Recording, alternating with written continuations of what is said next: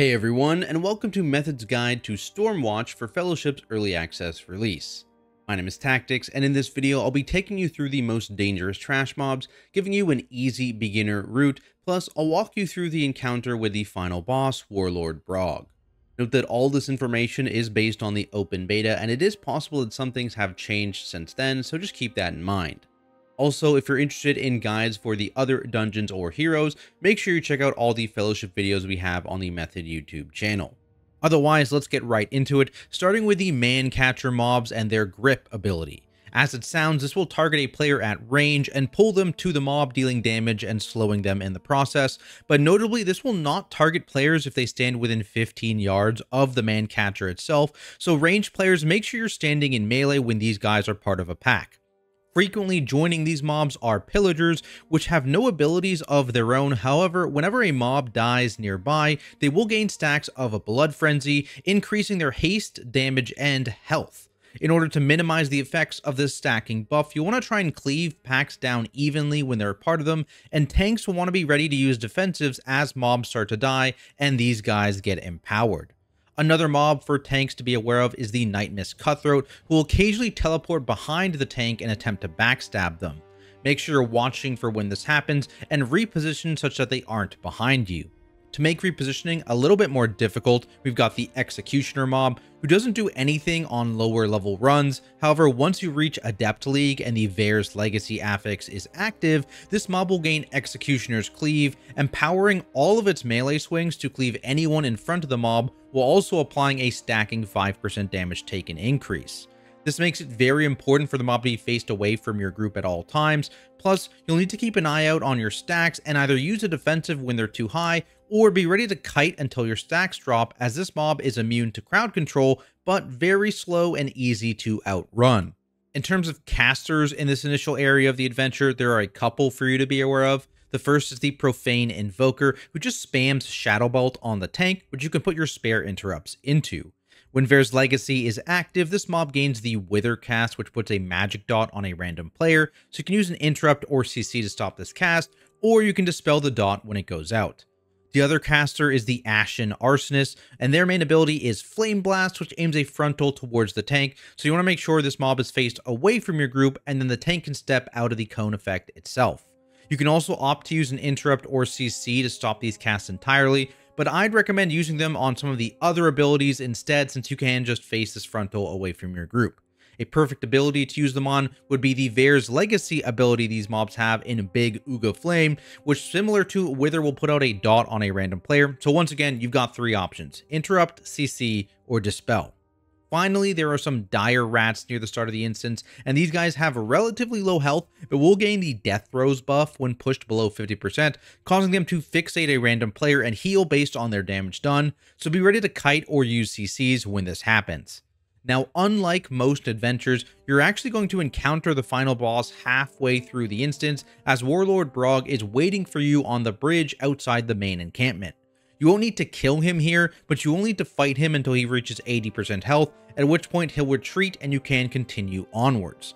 Note that he won't have access to all of his abilities in this mini initial encounter, and we'll talk about what all those things are after we discuss the remaining trash mobs and some routing tips.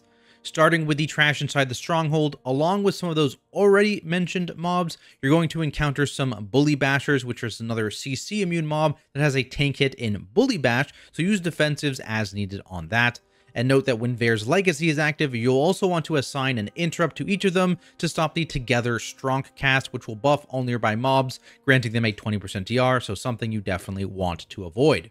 Face Stabbers are another mob in this area, and outside of their Throw Knife tank hit, which is fairly small, their main ability is Stab Your Face, which is a random target leap and channel that deals pretty hefty amounts of damage overall, so you want to be ready here with CCs in order to stop this channel, or personal defensives if no CCs are available. The final mob in the dungeon are the Storm Screamer casters, and their main cast is Ball Lightning, which shoots out a projectile at a random player. You can opt to use interrupts or a CC to stop this cast, but you can also just let it go off and have the targeted player step out of the way. Their other cast is Crackling Bolt, which is another ability that only targets the tank, so any spare interrupts should be sent into this to help reduce their damage intake. When it comes to routing in this dungeon, it's fairly linear with just a couple brief offshoots to choose between. The first happens a couple pulls in, where I recommend taking the left path upwards and around to avoid excessive caster packs, then making a beeline to the bridge where you first encounter Warlord Brogg. After that, I recommend taking the left path again to get to the entrance of the encampment, and then once inside, one more time, you'll want to go to the leftmost exit before making your way up the hill towards the boss, avoiding the final stationary pack on your right as you move up.